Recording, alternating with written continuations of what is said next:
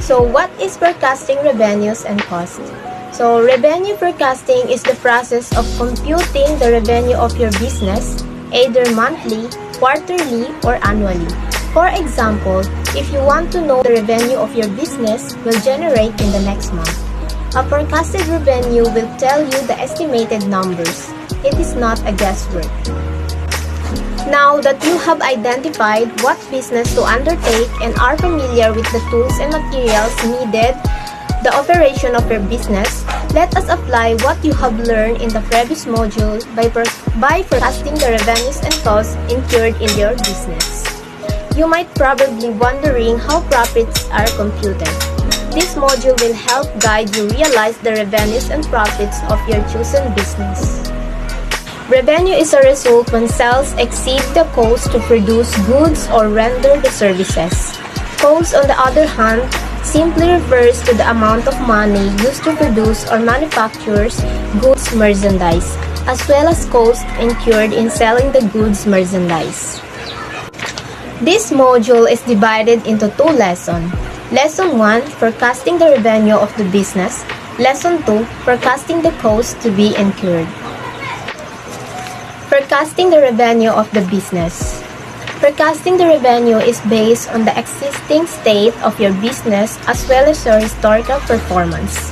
A revenue forecast involves looking at your entire business rather than only activities and costs executed by your sales team. Compared to a sales forecast, revenue forecasts tend to be more holistic.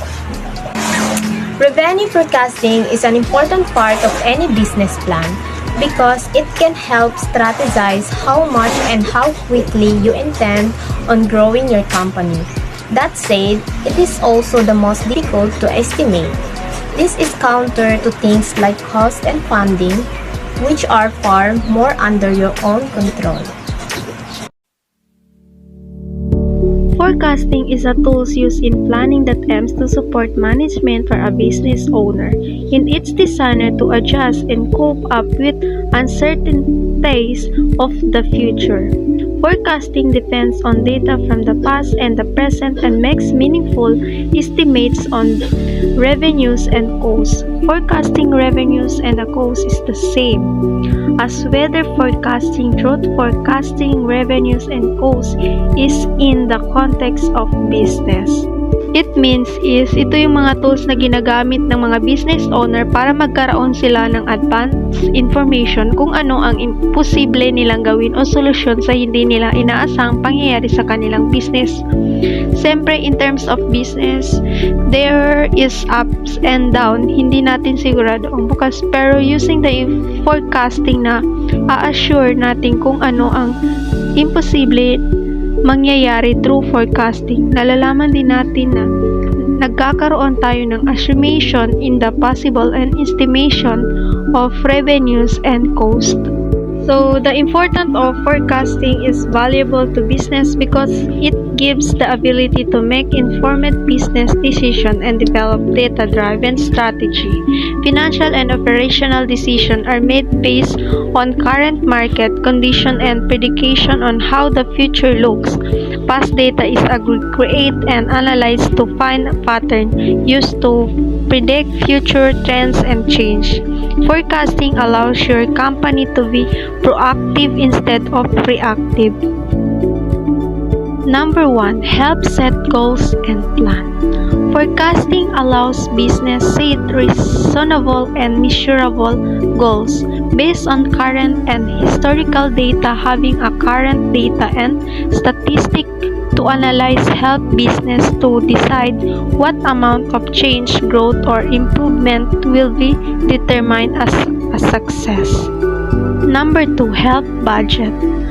Having visibility into potential trends and changes help business to know where to allocate their budget and time spent on certain offerings such as product, service, or areas internally such as hiring and adjusting strategy. Number 3, helps anticipate change within the market. Having insight into only current data but projection of what could happen in the future help business to make adjustment to business strategy and alter current operation in order to change their outcome. Forecasting the revenues of the business. Revenue forecasting is the process of estimating what your revenue will be over a specific time period, typically quarterly or annually. Business forecasting is the process of predicting future development in business based on analysis of trends in past and present data. Revenue is a result when sales exceed the cost to reproduce goods or render the services. Other terms related to revenue include sales and service income. Sale is used especially when the nature of business is merchandising or retail, while the service income is used to record revenues earned by rendering services. 1. The economic condition of the country. When the economy grows, its growth is experienced by the consumers. Consumers are more likely to buy products and services. So what is economic growth? Means that the ratio between person income and the price he or she can buy increase and the product and service becomes more affordable, people become poor. 2. The competing business or competitors. Observe how your competitors are doing business. Since you share the same market with them, information about the number of products sold daily or the number of items they are carrying will give you idea as to how much your competitors are selling. This is the developing a good marketing strategy is about finding the intersection between what customers want and where as individual company can create value better than its competition. It follows that having a better feel than your competitors for what will create customer value is a huge advantage. 3. Changes happening in the community. Changes happening in the environment such as customer demographics, lifestyle, and buying behavior give the entrepreneur a better perspective about the market. The entrepreneur should always be keen in adapting to these changes in order to sustain the business. Demographics are an important part of your small business marketing strategy as it will help you identify individual members of your audience according to certain specific characteristics, preferences, and needs. 4. The internal aspects of the business. Another factor that affects forecasting revenues. In the business itself, plant capacity often plays a very important role in forecasting. For example, a photo maker can only make a 250 pieces of photo every day. Therefore, he or she can only sell as much as 250 pieces of photo every day. Business forecasting involves making informed predictions about certain business metrics, regardless of whether they reflect detail of a business, such as sales, growth, or prediction for the economy as a whole. The report is about profit and how to increase your sales. So what is profit? Profit is a financial change, especially the difference between the amount earned and the amount spent in buying, operating, or producing something pre-tax profits.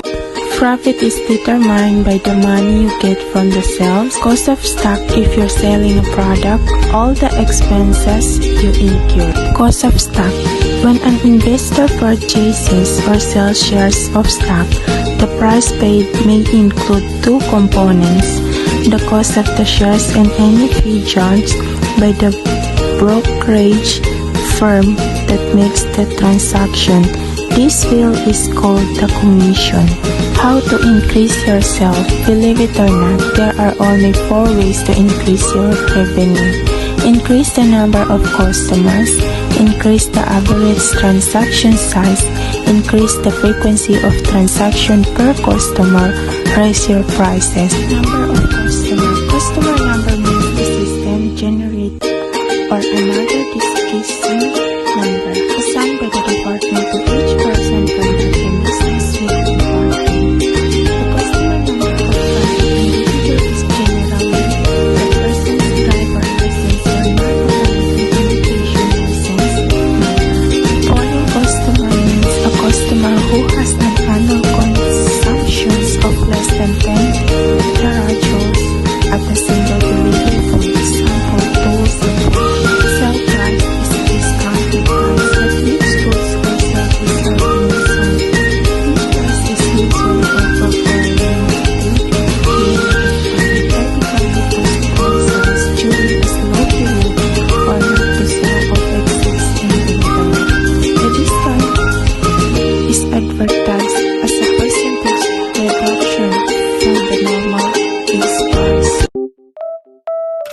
you.